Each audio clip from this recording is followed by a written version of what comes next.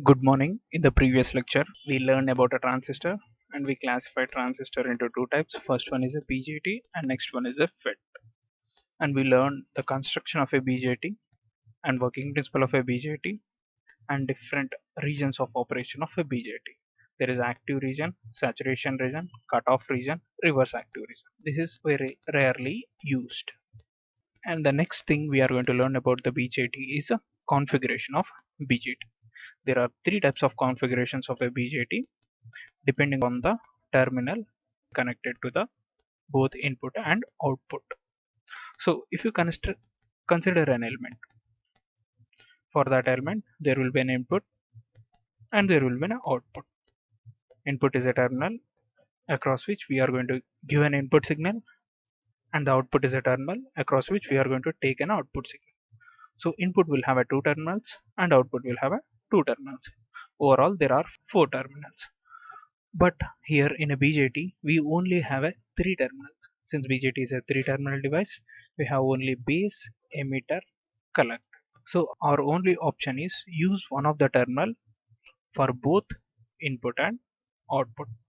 In this diagram, we are using base as a common for both input and output. Here this is the input terminals, these are the output terminals. Similarly, we can use emitter as a common terminal for both input and output, and collector as a common terminal for both input and output. So in this way, BJT has three possible configuration. First one is a common base. Base is common for both input and output. Common emitter. Emitter is common for both input and output. Similarly, the collector. First one, common base configuration. We are going to consider an NPN transistor which is in active mode, and we are going to try to connect these NPN transistor in common base configuration. This is an NPN transistor. This is an emitter terminal. This is a base terminal. This is collector terminal. Junction 1, junction 2. So in order to make the transistor in active mode, junction 1 should be in forward bias, junction 2 should be in reverse bias. And this is a symbolic representation for an NPN transistor. In order to make junction 1 J1, N side should be connected to negative terminal or lower voltage of a battery, and a P side should be connected to P side, which is a base terminal, should be connected to positive terminal of a battery. On the other half, we have a J2, junction 2. Junction 2 should be in reverse bias to make the transistor in active mode. So accordingly, the voltage source has been connected. Additional, these resistors R suffix C and R suffix E are connected to protect the transistor from heavy currents due to these voltage sources. And let the voltage sources applied be V suffix double E, V suffix double C. And this is the input side of a transistor, and the parameters, which are emitter current and base to emitter voltage, are called input parameters. And the other side of a transistor, the parameters such as collector current and base to collector voltage. This is a base terminal, this is a collector terminal. So base to collector terminal voltage are called as an output parameters. So moving on, in the working principle, we derived two expressions. The first one is emitter current equal to sum of base current and collector current, and also we derived these expressions. As I said in the previous lecture, this term is called as reverse saturation current. This is due to the minority charge carriers. Generally, in a PN junction diode, you observe that minority charge carrier are very less, and the current due to minority charge carriers will be in microamps. So in conclusion, this term will be much larger when compared to this term. We can ignore this term. Ignoring this term, we can rewrite the expression as IC equal to alpha times IE, approximately equal to, and alpha is approximately equal to ratio of collector current to the emitter current. Collector current is output. So alpha is equal to output parameter by input parameter. We can also say that one as amplification factor, which means how the transistor, by what factor the transistor is amplifying the input to an output signal. Generally the range of alpha is 0.95 to 0.98. IC is the collector current, IE is an emitter current, which is an output parameter, and this one is an input parameter. So we calculated amplification factor, which is a ratio of collector current to the emitter current. And now we are going to draw input output characteristics of NPN transistor in common base configuration. As this section is an input side and this section is an output side. This is an input current, which is an IE, and input voltage is a potential difference between emitter to base terminal, which is V suffix EB. Similarly, this is an output current, whereas output voltage is a potential difference between base to collector terminal, which is V suffix C. So to draw an input characteristics, we are going to take voltage V suffix BE on x-axis and IE, which is input current, on y-axis. So as we know, junction J1 is in forward bias. The input characteristics will be similar to that of a PN junction diode in forward bias condition.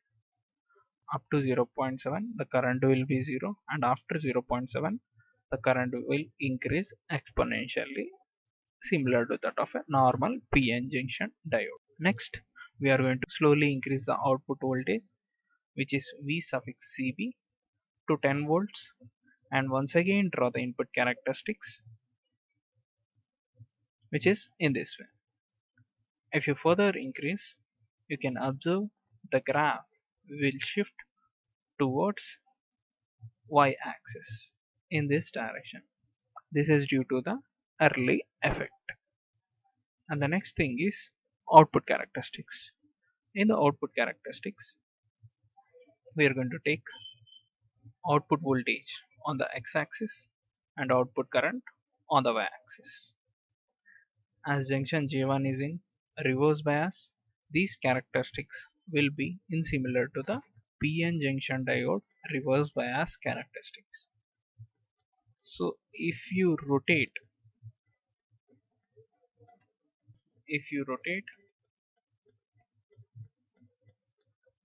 this diagram by 180 degrees, you can observe this is similar to that of a reverse bias characteristics of a PN junction diode. Here somewhere there will be a breakdown voltage.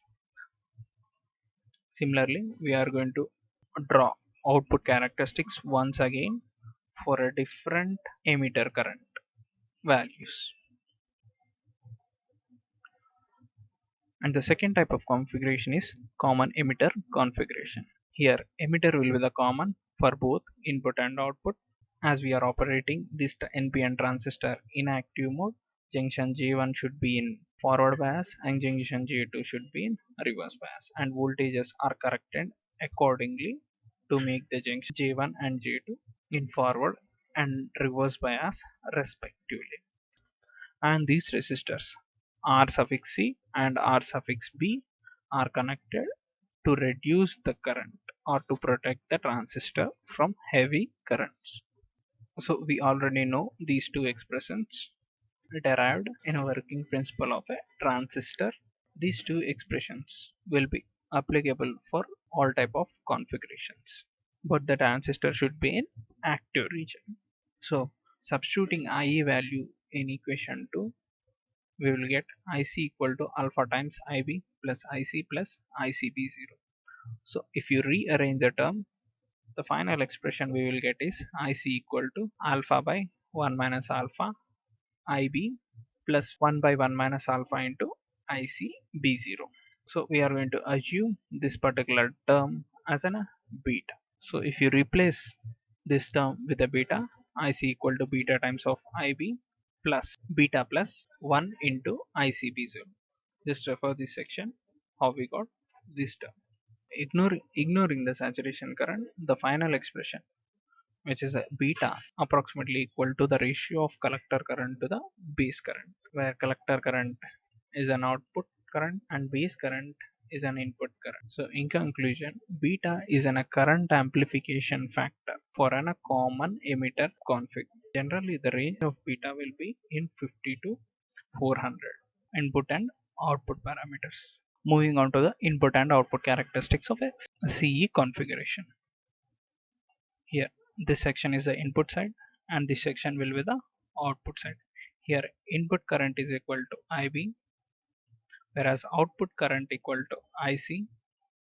Input voltage is voltage between terminal B and terminal E, which is V suffix BE, and the output voltage is between collector and emitter, which is V suffix CE. The input characteristics are similar to the VI characteristics of a PN junction diode in forward bias condition, as VCE, which is nothing but output voltage increases, the graph shifts in this direction. Similarly, for the output characteristics, on the x-axis we are going to take VCE, on the y-axis we are going to take IC, and we are going to get a characteristic similar to that of a reverse bias characteristics of PN junction diode.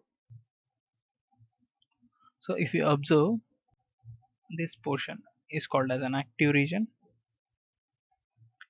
and the region below this line is called as a cutoff region, and this region is called as a saturation region. If the voltage values, if the output voltage values and current values are in this region, then the transistor will act as an amplifier. If the output voltage and current values lies in this region, then the transistor is said to be in cutoff region. If the output voltage and current values are in this region, then it is said to be in a saturation region. In saturation region, the transistor behaves as an on switch. In cutoff region, it will behave as a off switch. Similarly with the common collector configuration, here the common terminal will be the collector, which is connected to both input and output side, and the biasing are done such that the junction 1 is in forward bias and junction 2 is in reverse bias. And here the input currents IB and output current is IE. Input voltage is V suffix BC and the output voltage is V suffix EC. Moving on to the numericals, we are going to take the same two expressions and substitute IC value in the equation 1. If you substitute the IC value, the above equation can be rewritten as I equal to alpha IE plus ICB0 plus IB. If you rewrite the entire equation, the final expression will be this one. I just rearrange the terms. Now let's assume gamma is equal to 1 by 1 minus alpha. We are going to replace 1 by 1 minus alpha with a gamma. If I rewrite the equation, the final expression will be I equal to gamma IB plus gamma ICB0. As we know, ICB0, which is a reverse saturation current, generally it will be in microamps, so we can ignore that particular term. So IE is approximately equal to gamma times IB. So gamma is approximately equal to the ratio of emitter current to the base current, where emitter current is an output current, where base current is an input current. So gamma defined as current amplification factor. Moving on to the input and output characteristics of a BJT in CE configuration. Here the input current is IB, output current is IE, input voltage is V suffix CB, output voltage is V suffix CE. And these are the input and output characteristics of a CC configuration. This region is an active region, this region is a saturation region, this region is a cutoff region, the region below this line. So our next concept is transistor amplifying action. So one of the major application of a transistor is amplifying action. We are going to see how transistor amplifies the input signal to a higher output signal. So let us consider a transistor which is connected in common base configuration, and let it be an NPN transistor which is in active mode. As we need to run the transistor in as an amplifier, we need to connect it in active mode. In order to connect it in active mode, N side should be connected to the negative, P side should be connected to the positive. So I gave an input voltage of 200 millivolts, and we have a current IE, IC, IB. Now if you see, junction J1 is in forward bias, which means in forward bias the resistance is very less. Assume a resistance of 20 ohms is present in forward bias, whereas junction J2 is in reverse bias. The output resistance, which will be very high, let's assume a 1 mega ohm is the output resistance, and consider a 5 kilo ohm resistor is connected. Now at the input end, the applied voltage is 200 millivolts, and we assumed the input resistance as 20 ohms.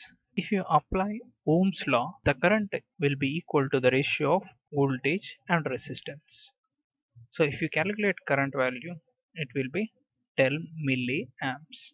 And as we know, where alpha is the amplification factor, which is the ratio of collector current to the emitter current, we know the emitter current, which is 10 milliamps. We know the range of alpha, which is generally ranges from 0.95 to 0.98.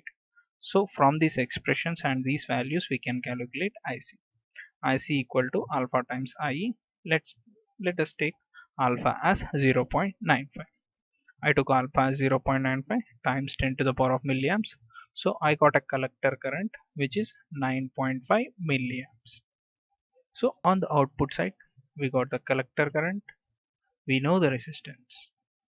Hence we can find output voltage by again applying the Ohm's law, which is V equal to IR. We know I, which is 9.85 milliamps, and R, which is load resistance 5 kilo ohms.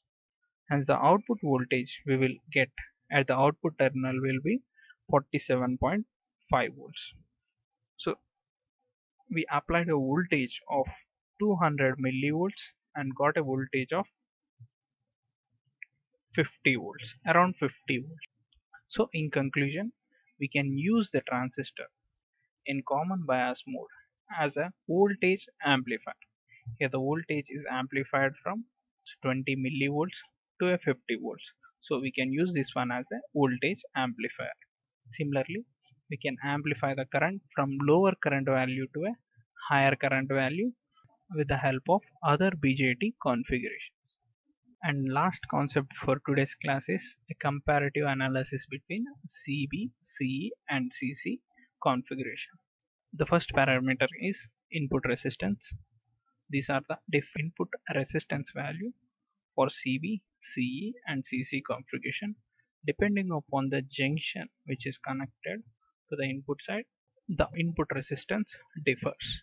Similarly, the output resistance, which is R suffix 0, very high in a common base, high in a common emitter and low in a common collector configuration. Third parameter is current gain. Alpha is a current gain for a common base configuration which is less than 1. Generally the alpha value ranges from 0.95 to 98. Beta is very high. Gamma is also high. And the next parameter is voltage gain. The voltage gain is high in a common base and highest in a common emitter and low in common collector configuration. Similarly with the power gain.